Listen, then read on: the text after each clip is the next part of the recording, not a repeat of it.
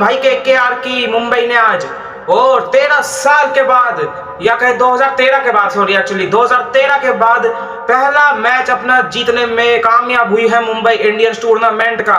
एक और confidence boost ऊपर से ये है कि आपने 220 रन का चेज मार दिया है और एकदम इजीली मार दिया, 5 बॉल रहते कर दिया है वो चेज। मुंबई इंडियंस ने भाई लगभग एक तरफा ये मैच चलाया है सेकंड इनिंग्स में। रोहित शर्मा की तूफानी इनिंग 7 में डिकॉक के ऊपर रिकल्टन को चुना गया, वो दिखा दिया क्यों चुना गया था। 81 रन की कड़क इनिंग्स उधर से आई है, बाकी किसी की फिर जरूरत ही नहीं छोड़ी, थोड़े थोड़े और बाकियों के रन आए हैं। मजा आ गया तगड़ा एकदम, मतलब सूत बैठा दिया मुंबई इंडियंस ने अच्छे से। लाइक सब्सक्राइब करके आ जाओ, इंट्रो के लिए ज्यादा कुछ नहीं है, बात करते हैं पूरा।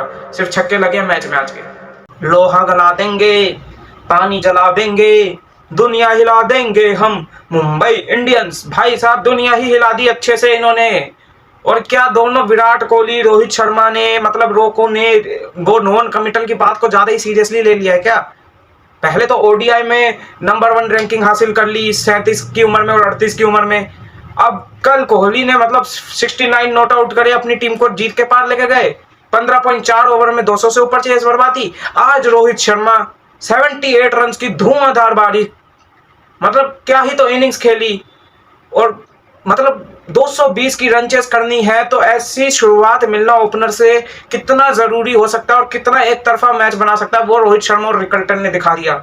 आने वाले बैट्समैनों के लिए कोई छोड़ा ही नहीं करने के लिए कि आओ थोड़े थोड़े 10-10 15-15 रन अपने अपने बना के चले जाओ, कोई दिक्कत नहीं है, सारा काम कर लिया हमने।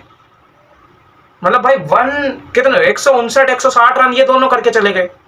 एक दो कैचेस भी छूटे, रिकल्टन का एक छूटा था रोहित का, वो भी भारी पड़ा, नहीं तो मैच हल्का ये फंसा सकते थे। हालांकि अभी तो रदरफोर्ड की बैटिंग ही नहीं आई थी, वो इतना खतरनाक है। शार्दुल बैटिंग कर सकता तो पीछे ये भी बैठे थे। अभी तो बहुत तगड़ी चेस खड़ी है मुंबई इंडियंस ने, और 2013 के बाद पहली बार भाई जीत गए हैं अपना पहला मैच टूर्नामेंट का। मैंने कल कहा था या तो ये लोग अपना पहला मैच जीत जाएंगे, या तो ये केकेआर ने कसम खा रखी कि हम वानखेड़े में नहीं जीतेंगे, वो वानखेड़े में जीत जाएंगे। तो केकेआर ने कहा हम तो वानखेड़े में नहीं जीत रहे, हम 220 तक डिफेंड नहीं करेंगे, इनको जीत रहे तो पहला मैच टूर्नामेंट का। पहला मैच तो जीते ही जीते भाई, कॉन्फिडेंस में इतना बूस्ट आएगा क्योंकि 220 की रनचेस, जो रनचेस आज तक इतनी बड़ी रनचेस मुंबई ने नहीं करी थी, वो कर दी है मुंबई इंडियंस ने आज, और पहुंच गए ना भाई। क्या चाहिए इस टीम में? बुमराह रन से इतने खाई नहीं, जिधर इतनी तगड़ी रन फेस्ट हुई है 220 उधर बन गया, आपने 224 बना दिया, इतने रन खाई नहीं। शार्दुल को थोड़े रन पड़े पर 3 विकेटें ले गया। बोल्ट थोड़े ठीक है, फिर भी 4 में 38 ही खाए, ज्यादा नहीं खाए भाई। तो वही है, उनके स्पिनर पिटे लेकिन फास्ट बॉलर तीनों अच्छा काम करके गए हैं। और बैटिंग तो फिर धुआं कर दिया वहां पे केकेआर को, पावर प्ले में ही 80 कर गए। रोहित शर्मा मतलब ऐसा तोड़ा उनको, ऐसा तोड़ा कि क्या बोलना। और रिंकू लगता है कि नरेन के ओवर पड़े हुए थे 2, वही भूल गया था, करवा ही नहीं। एंड में 19वां ओवर दिया एक, उसमें भी वो भाई आया और तिलक के विकेट ले गया। एक वो पैतरा समझ नहीं आया रिंकू का। और बाकी मैच में तो कुछ छोड़ा ही नहीं था रोहित और अपना रिकल्टन ने। टॉस जीतती है फिर से मुंबई और कहती है हम करेंगे भाई पहले बॉलिंग। घास इतना दिख रहा था पिच पे, लग रहा था भाई स्विंग होगा, एलन वेलन कोई टिकेगा नहीं, सबकी ऐसी बखियां उखड़ जाएंगी हैं। मतलब थोड़ा लो स्कोरिंग हो सकता है मैच, मतलब 200 का नहीं तो 180-85 का मैच। भाई कुछ नहीं, एलन भी ठोक जाता है वहां से। रहाणे पावर प्ले में इतना तेज खेलता है, देख के लगता नहीं, लेकिन मतलब प्योर टाइमिंग के साथ 200+ स्ट्राइक रेट पावर प्ले के अंदर मेंटेन्ड थी। गजनफर के एक ओवर में भाई साहब मोर बना देता है वहां पे एलन। ये लोग भी 77 करते हैं पावर प्ले में, 75-77 ऐसे ही कुछ। तो दोनों तरफ पावर प्ले में स्कोरिंग हो गई। वहां पे फिर मिडल ऑर्डर की बारी आई तो फिर रघुवंशी का 50 आया, रिंकू ने अच्छी बारी खेली। तो वही है यार, मतलब एकदम दोनों तरफ से बल्लेबाजी का ही कॉन्टेस्ट हुआ है। बॉलिंग में एक फर्क थोड़ा सा बुमराह डाल गया और कुछ नहीं। केकेआर ने भी उम्मीद करी होगी कि हमारा बुमराह वो बन जाए वरुण चक्रवर्ती, लेकिन वरुण की आजकल भाई बॉलिंग की समझ नहीं आ रही। आज भी बचने के लिए सारी बॉलें डाल रहे थे और 100 से ऊपर की स्पीड, मतलब जितनी वो फास्ट बॉलर की स्लोअर बॉल आती है ना उसी स्पीड पे बॉलिंग कर रहा था भाई।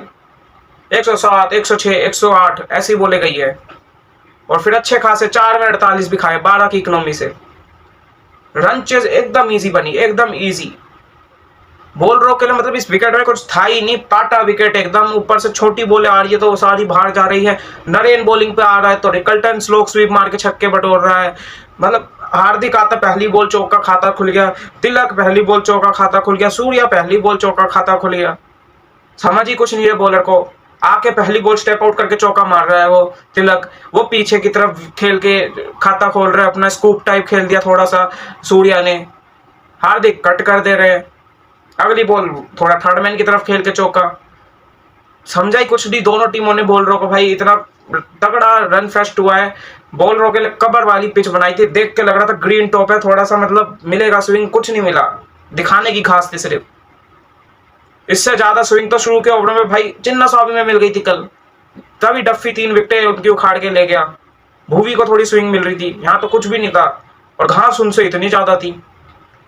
बॉलर देख के एक टाइम के लिए खुश हो गया होगा, लेकिन फिर बॉलिंग करी तो पता चला कुछ भी नहीं है। उधर से सिर्फ कार्तिक त्यागी भाई एक इंप्रेसिव बॉलर लगा, 4 में 43 खाए, 1 विकेट ली फिर भी, और 4 में 43 खाए, पर एक कैच भी छूटा था वैसे रिकल्टन का, लेकिन बॉलिंग बहुत सही करी भाई कार्तिक त्यागी ने, बहुत तगड़ी बॉलिंग करी।